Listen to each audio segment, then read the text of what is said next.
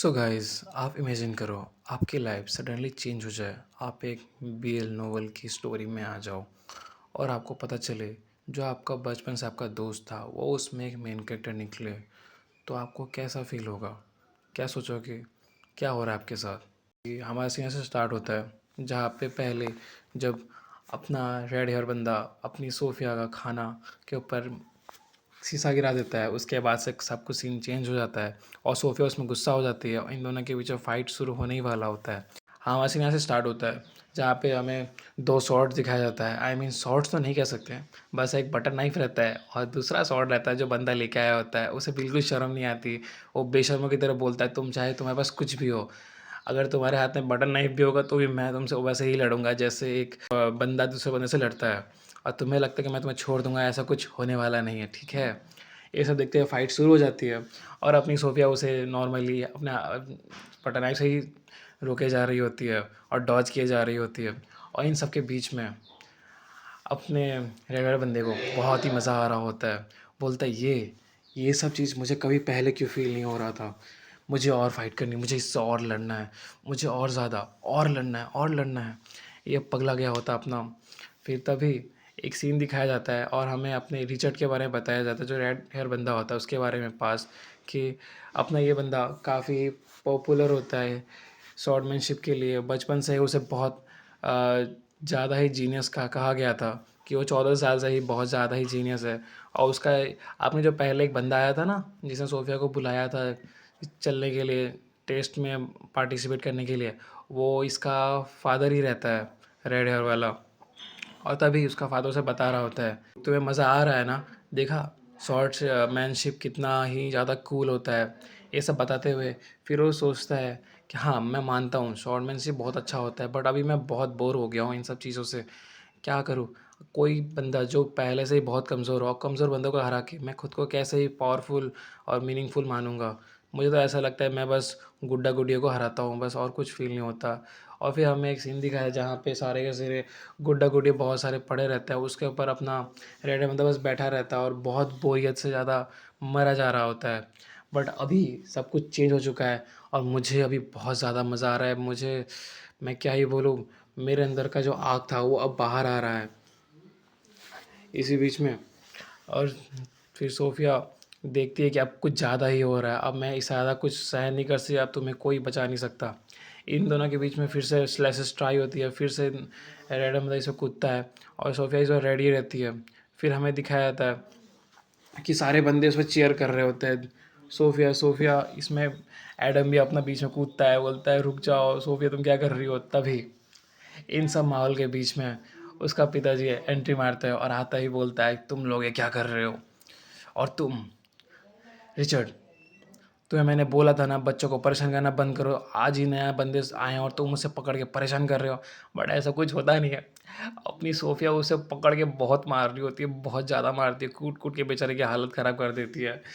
और ये सब देख के उसका पिता भी शौक में चला जाता है कि अरे मैं तो इसे बचाने आया था। तभी अपनी रिचर्ड जो होता है वो बोलता है पिताजी आप क्या कर रहे हो यहाँ पे। और अपनी सोफिया छुपके से अपना जो उसका हाथ में बटन नहीं होता वो उसे छुपा रही होती है कि उसे फंसा उसा ना दिया जाए, कि वो ज़्यादा लड़ाई वड़ाई तो नहीं कर रहा। और तभी उसका डैड आता है, उसे पकड़ता है और उसे लेके जा रहा होता है। और इसी बीच अपना जो रिचर्ड होता है वो बेचारा जा भी रहा होता है, डांट भी सुन रहा होता है, तभी भी चिल्ला रहा होता है कोई नहीं सोफिया हम फिर से लड़ाई करेंगे, मुझे और लड़ाई करनी है तुम पे। और उसका बाप बोला तो तू बच्चे बदमाश बच्चे तू फिर से, तुझे कितना समझाऊँ मैं। ये सब सोचते हुए बेचारी सोफिया को बदला लेने का मौका भी ठीक से नहीं मिलता, वो पीटने वाली थी बट ठीक से पीट नहीं पाई थी, तो उसे बहुत बुरा लग रहा होता है। ये सब देखते हुए बाकी सारे बंदे उसमें बहुत ज़्यादा हंसने लग जाते हैं। और अपना एडिन वो सोचता है कि ये सब क्या हो रहा है।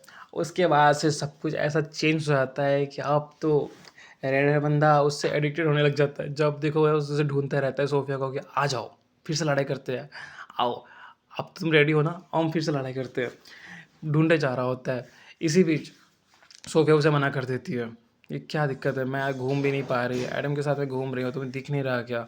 ऐसा बोलते हुए तब पहली बार अपना रिचर्ड अपना एडम को देखता है और देखते ही बोलते वो तुम बस तुम्हारे कारण मैं सोफिया से लड़ाई नहीं कर पा रहा, हाँ तुम दोनों बीच में हो, ये सब सीन चल ही रहा होता है। तभी अपनी जो सोफिया होती है बाकी सारे मेन लीड से दूर चल रही होती है, क्योंकि उसे पता होता है अब उसे ज़्यादा बाकी सबसे मेन लीड से दूर रहना है, ज़्यादा इन्वॉल्व नहीं होना है इस नोवेल के अंदर। हमारा सीन चेंज होता है, फिर से नेक्स्ट डे सो रेड बंदा फिर से उसे ढूंढ रहा होता है कि कहाँ हो मेरी प्रिंसेस, मेरी सोफिया, आप किधर हो, आपको भूख लगी है ना, आपको खाना नहीं खाना है, मैंने देखा है आपको आते हुए इस साइड, और देखिए मैंने आपके लिए कितना कुछ लाया है, आप पहले खा लो फिर हम फाइट कर लेंगे, है कि नहीं, कहाँ हो। और अपनी सोफिया टेबल के नीचे छुपी है, उसकी इतनी फटी हुई है कि भाई एक बंदा कितना ही लड़ाई करेगा, वो सेल्फ ऑब्सेस हो चुका है उसके साथ लड़ाई करने के लिए, और अपनी छुपी रहती है। तभी इसे डाउट होता है कि शायद ये इसी के नीचे बैठा हुआ है, तभी वो जा रहा होता है टेबल को चेक चेक करने के लिए, तभी कोई इसे रिचर्ड बुलाता है और यहाँ से उसका हाथ पकड़ लेता है कि तुम क्या कर रहे हो। फिर कुछ बातें होती है, फिर उसे वहाँ से भेज दिया जाता है। फिर बट ये सारी बातें उसे सुनाई नहीं देती है अपनी सोफिया को। फिर वहाँ से वो शैडो हट जाता है, फिर वहाँ से क्लोथ हटता है और अपनी सोफिया डर जाती है, सोचता है कि रिचर्ड आ गया, बट ऐसा होता नहीं है। फिर वहाँ से अपना लोगन एंट्री मारता है और उसे बोलता है क्या बात है सोफिया, क्या हो गया तुम्हें, तुम इतनी डरी हुई क्यों हो, बाहर आ जाओ, मेरे पास इधर आओ। दोनों बातें उतने करने लग जाते हैं, जहाँ पे अपना लोगन बोलता है क्या बात है, मैंने कहीं आपकी हेल्प तो नहीं कर दी, और अपनी सोफिया खुश हो जाती है, बोलती है हाँ बिल्कुल आपने मेरी बहुत अच्छे से हेल्प की है और मैं काफ़ी खुश हो गई, आपने मेरा इतना हेल्प किया। और इसी बीच हमें दिखाया जाता है कि हमारा रिचर्ड बेचारा सोफिया के लिए जो खाना लेके आया था, लाइक चिकन रोस्टेड और गार्लिक बटर के साथ, वो सब कुछ खा नहीं पाता है और फाइट तो हो ही नहीं पाती है। चलिए अब यहाँ तक था ये आज का एपिसोड 4। होप आपको अच्छा लगे। और आपको क्या लगता है आगे क्या होने वाला है, क्या वो उसे अपना खाना खिला पाएगा, क्या रिचर्ड उससे लड़ाई कर पाएगा जो वो तब इतने दिनों से पीछे उसका पड़ा हुआ है, और क्या एडम का कुछ होने वाला है।